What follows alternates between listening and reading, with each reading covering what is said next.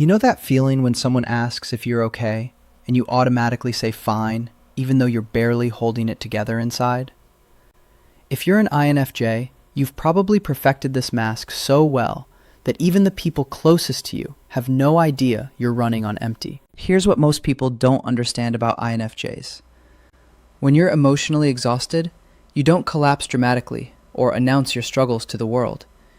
Instead, you slip into a kind of invisible shutdown mode that's so subtle, even you might not recognize it at first. Before we start, please hit the like button, comment, and subscribe so you won't miss any of our weekly deep dives into the world of personality types. And if you're looking for a deeper understanding of yourself and your INFJ personality, browse our favorite INFJ products in the description, and click the link in the comments to take our favorite free personality test. Sign 1. They withdraw into protective silence. The first sign an INFJ is emotionally exhausted is a shift from their normal alone time into something much deeper. Protective silence. This isn't the healthy solitude they usually crave. This is a complete retreat from meaningful connection, even with people they love most. Normally, an INFJ recharges through quality alone time, but still maintains their emotional availability. They'll text back, thoughtfully respond to calls, and engage in deep conversations when it matters. But when they're truly drained, that changes completely. You'll notice they stop initiating conversations altogether. The person who used to check in on everyone suddenly goes quiet. They're not being rude or playing games. Their emotional tank is so empty that even caring feels overwhelming. This withdrawal has a specific quality to it. They're not just physically absent. They're emotionally unreachable. When you do interact with them, there's a wall up that wasn't there before. Their responses become surface level, almost robotic. The warmth and depth you're used to feels muted. What's happening internally is that their nervous system has shifted into protection mode. Every social interaction feels like it requires energy they simply don't have. Even responding to a simple "how are you" text can feel exhausting, because they know you deserve an authentic answer, and they can't provide one right now. This creates a painful cycle. They withdraw because they're overwhelmed, but then feel guilty about withdrawing, which makes them even more overwhelmed. So they retreat further into silence, hoping that if they just disappear for a while, they can somehow restore themselves without having to explain what's wrong. The tricky part is that loved ones often misinterpret this silence as rejection or moodiness. They might push harder for connection or take the withdrawal personally. But for the exhausted INFJ, this pressure only confirms their fear that they're failing the people they care about. What they really need during this phase is space without judgment. Not the kind of space that feels like abandonment, but the kind that says, "I see you're struggling, and I'm here when you're ready." This protective silence is their way of preventing further emotional damage while they try to find their way back to themselves. Sign 2. Their intuitive radar goes offline. One of the most disorienting experiences for an emotionally exhausted INFJ is when their natural intuitive abilities start to malfunction. Normally, they're like emotional radar systems, picking up on subtle cues and reading between the lines effortlessly. But when they're drained, this superpower goes dark. You might notice them missing obvious social signals they would normally catch instantly. They can't tell when someone is upset, even when it's written all over their face. Conversations that require emotional intelligence become confusing and draining because their usual instincts aren't firing. This creates a profound sense of internal panic for the INFJ. Their intuition isn't just a nice-to-have ability. It's how they navigate the world. It's how they protect themselves and others. When it stops working, they feel lost and vulnerable in a way that's hard to describe. They might start second-guessing every interaction. Did that person seem off? Or am I just not reading them right? Are they mad at me? Or am I being paranoid? This constant questioning exhausts them even more, because they're trying to think their way through situations they would normally feel their way through. The offline radar also means they stop being able to anticipate problems or sense when someone needs help. Normally, they're the person who notices when you're having a bad day before you even say anything. But when they're emotionally depleted, they become almost oblivious to the emotional climate around them. This shift is particularly hard on their relationships because people are used to the INFJ being emotionally perceptive and responsive. When that suddenly disappears, it can feel like the INFJ has stopped caring or become selfish.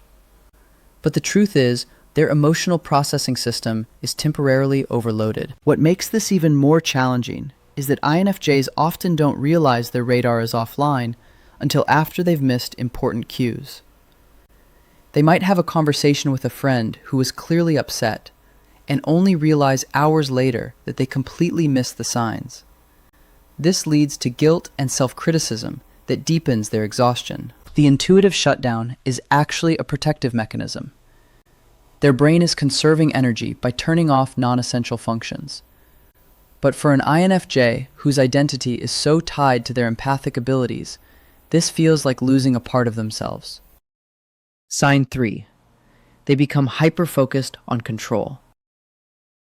When an INFJ's emotional world feels chaotic, their brain compensates by becoming obsessively focused on controlling their external environment. Suddenly, the person who was once flexible and adaptable becomes rigid about routines, schedules, and small details that never mattered before. You'll notice them organizing things that don't need organizing, rearranging their space multiple times, creating elaborate systems for tasks that used to be simple. They might become fixated on having their environment perfectly clean or arranged in a specific way. This isn't about being neat. It's about creating islands of predictability in an overwhelming world. This hyper-focus on control extends to their daily routines. They might start following strict schedules, even for things like when they eat or check their phone. Flexibility becomes their enemy, because any deviation from their planned structure feels threatening to their already fragile emotional state. What's happening internally is that uncertainty has become unbearable. Normally, INFJs can handle ambiguity and go with the flow, but when they're emotionally depleted, their tolerance for the unknown drops to zero. Controlling small external factors gives them the illusion of stability when everything inside feels unstable. This appears as perfectionism to outside observers, but it's actually survival mode. They're not trying to achieve excellence. They're trying to create enough predictability to function. The alternative feels like complete chaos, and their exhausted nervous system simply cannot handle that level of stimulation. The control focus also shows up in how they manage information and decisions. They might research simple choices to death, or create elaborate pros and cons lists for minor decisions. What used to be intuitive decision-making becomes a rigid analytical process, because they can't trust their internal guidance system right now. This need for control can strain relationships, because loved ones might feel like they're walking on eggshells. The INFJ who used to be easygoing about plans suddenly becomes inflexible about timing or arrangements. But this rigidity isn't about being difficult. It's about maintaining the only sense of stability they have left. Sign 4. They stop processing emotions aloud. Normally, INFJs are verbal processors when it comes to emotions. They think out loud, work through feelings in conversation, and use dialogue to make sense of their inner world. But when they're emotionally exhausted, this external processing completely shuts down. Instead of talking through their feelings, they retreat into internal rumination. You might notice them becoming quiet during conversations that would normally draw them out. They stop sharing their emotional insights or asking the deep questions they're known for. The rich emotional dialogue that usually characterizes their relationships goes silent. This shift happens because verbalizing emotions requires significant energy when you're already depleted. Every feeling has to be translated into words, then organized in a way that makes sense to another person. When an INFJ is running on empty, this process feels overwhelming rather than helpful. They also stop processing emotions aloud because they're afraid of what might come out. When you're emotionally exhausted, your filter is compromised. They worry that if they start talking about how they really feel, they might say something they regret or burden others with problems they can't solve. This internal bottling creates a dangerous cycle. Emotions that would normally be processed and released through conversation get stuck and start building pressure. But the more pressure builds, the less capable they feel of articulating what's happening, which keeps them trapped in silence. You might notice them giving short responses to questions about their feelings, or deflecting emotional conversations entirely. When someone asks how they're doing, they might say, "fine," or change the subject quickly. This isn't because they don't trust you. It's because they literally don't have the emotional bandwidth to translate their internal experience into words. The lack of external processing also isolates them from their usual support systems. Friends and family, who are used to being trusted with the INFJ's emotional world, suddenly find themselves shut out. This can feel confusing and hurtful, but it's not personal. It's protective. What makes this particularly challenging is that talking through emotions is usually how INFJs regulate themselves. When they stop using this coping mechanism, they lose one of their most effective tools for emotional balance. This creates even more internal chaos, which reinforces their need to stay silent. The silence around emotions becomes self-perpetuating. The longer they go without processing feelings aloud, the more overwhelming the prospect becomes. What started as temporary emotional conservation becomes a pattern that's increasingly difficult to break. Sign 5. Their body betrays the emotional truth. When an INFJ is emotionally exhausted, their body often reveals what their words won't. The mind-body connection runs deep for highly sensitive personalities, and physical symptoms become the overflow valve for emotions they can't or won't express. You'll notice changes in their sleep patterns first. They might start staying up later, scrolling mindlessly, or lying awake with racing thoughts. Or they swing the opposite direction, sleeping excessively, but never feeling rested. Their natural sleep rhythm gets disrupted because their nervous system can't regulate properly when it's overwhelmed. Appetite shifts are another telltale sign. Some exhausted INFJs stop eating regularly, forgetting meals or finding food unappealing. Others might stress eat or crave comfort foods constantly. Their relationship with food becomes erratic because their body's normal hunger and satisfaction cues get scrambled by emotional chaos. Energy crashes become more frequent and severe.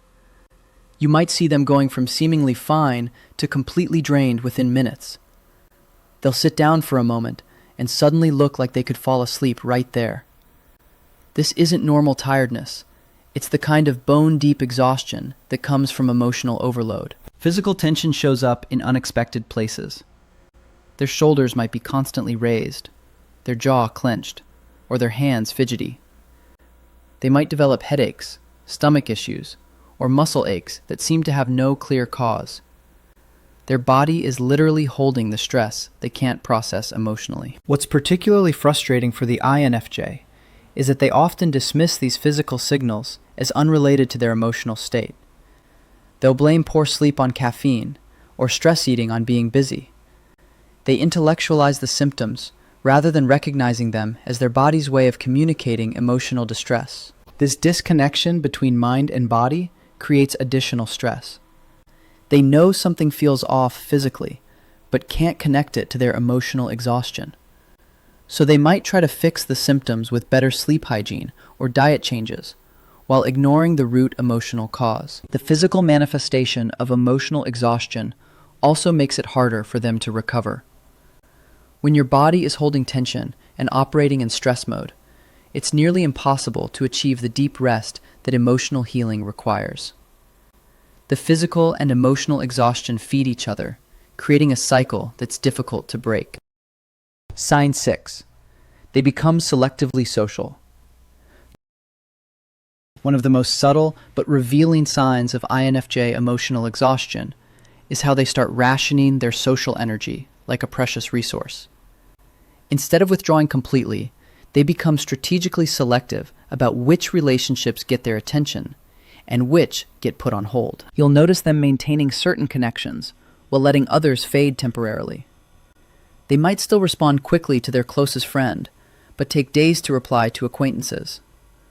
Or they'll show up for family obligations, but skip social gatherings with colleagues. This isn't random.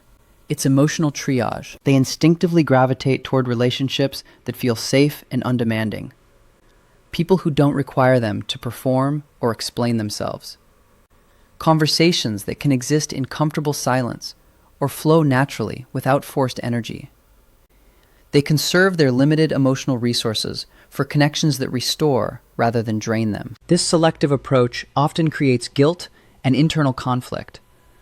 They worry they're being fake or inconsistent by treating different relationships differently.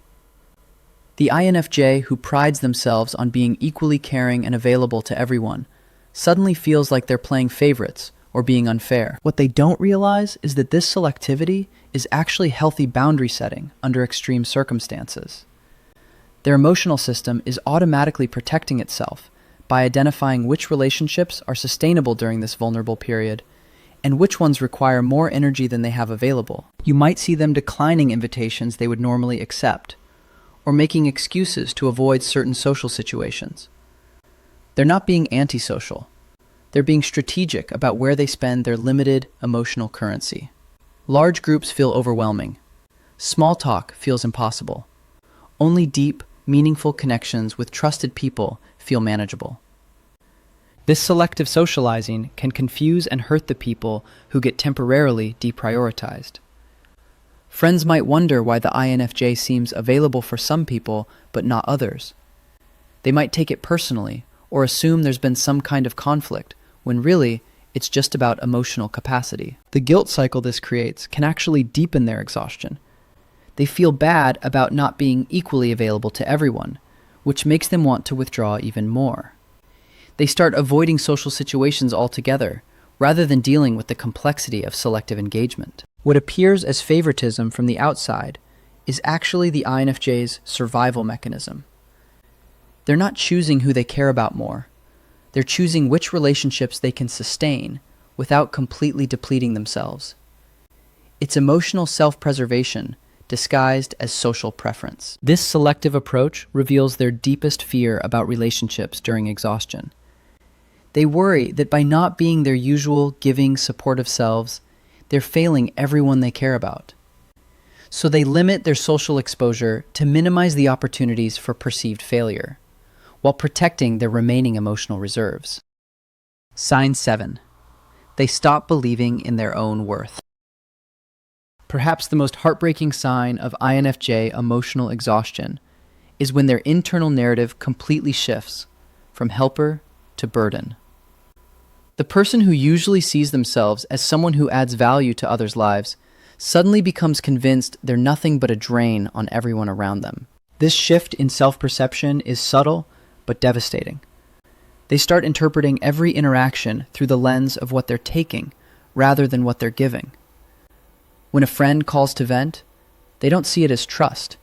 They see it as proof that they're not supportive enough. When someone offers help, they don't see kindness. They see evidence that they're failing at basic functioning. The exhausted INFJ begins to believe that their very presence is somehow harmful to others. They convince themselves that people would be better off without their emotional neediness, their complicated feelings, their tendency to overthink everything. This isn't rational thinking. It's emotional exhaustion, distorting their perception of reality. You might notice them apologizing excessively for things that don't require apologies. Sorry for texting you. Sorry for being quiet. Sorry for existing in your space. They start treating their basic needs and emotions like impositions on others, rather than normal human experiences that deserve acknowledgement and care. This worthlessness narrative leads to self-sabotaging behaviors that push people away before they can leave voluntarily. They might become overly critical of themselves in conversations, fishing for reassurance, while simultaneously rejecting any comfort offered. They test relationships by withdrawing and seeing who pursues them as proof of whether they actually matter. The internal dialogue becomes ruthlessly harsh. They tell themselves they're too sensitive, too needy, too complicated for anyone to genuinely want around. Every past conflict or misunderstanding gets reframed as evidence of their fundamental unworthiness. They forget every positive interaction and amplify every moment of tension or disappointment. What makes this particularly painful is that INFJs derive so much of their identity from being helpful and supportive to others. When they can't fulfill that role due to exhaustion, they lose their sense of purpose and value. If they can't be the person everyone turns to for understanding and guidance, then who are they? This worthlessness belief becomes a self-fulfilling prophecy. The more they believe they're a burden, the more they withdraw. The more they withdraw, the more isolated they become. The more isolated they become, the more evidence they have that nobody really wants them around. It's a devastating cycle that deepens their emotional exhaustion. Sign 8. They begin planning their exit strategy. The final and most concerning sign of INFJ emotional exhaustion is when they start mentally rehearsing escape scenarios. Not necessarily dramatic departures, but detailed fantasies about quietly disappearing from their current life and starting fresh somewhere else where nobody knows their history or expectations. You might notice them researching new cities, talking about career changes, or mentioning how nice it would be to just pack up and leave. They're not necessarily planning to actually go, but the fantasy of escape becomes a regular mental refuge when their current reality feels unbearable. These exit strategies aren't really about wanting to leave the people or situations they care about. They're about feeling so trapped by their own exhaustion and the expectations they believe others have of them, that starting over feels like the only way to breathe again. It's the ultimate fantasy of relief from emotional overwhelm. They imagine what it would be like to live somewhere where nobody expects them to be the wise counselor, the emotional support, the person who has it all figured out. They fantasize about being anonymous, ordinary, free from the pressure to be anyone other than exactly who they are in that moment, without history or context weighing them down. The planning becomes surprisingly detailed. They might look at apartment listings in other states, research job opportunities, or imagine what their life would look like if they could just disappear and reinvent themselves. This isn't necessarily about dissatisfaction with their actual life. It's about emotional claustrophobia. What's particularly telling is that these exit fantasies usually involve complete isolation initially. They don't imagine making new friends or building new relationships right away. They imagine solitude, peace, quiet, freedom from having to manage anyone else's emotions or expectations while they figure out who they are when they're not performing for others. This escape planning reveals their deepest fear, that they're fundamentally trapped by their own sensitivity and the role they've created for themselves in others' lives. They feel like they can't change or grow or even rest within their current context because everyone expects them to remain the same supportive, reliable person they've always been. Recognizing these 8 silent signs is the first step toward helping an emotionally exhausted INFJ find their way back to themselves. The withdrawal, the offline intuition, the control seeking, the emotional bottling, the physical symptoms, the selective socializing, the worthlessness, and the exit planning all form a pattern of protective shutdown that can be reversed with patience and understanding. Recovery isn't about pushing them to reconnect faster or dismissing their need for space. It's about creating safety for them to slowly rebuild their emotional reserves without pressure or judgment. Click the link in the comments to take our favorite free personality test. If you want to continue the journey to understanding yourself or an INFJ in your life, click either of the following videos where we continue to unlock the secrets of the INFJ personality type.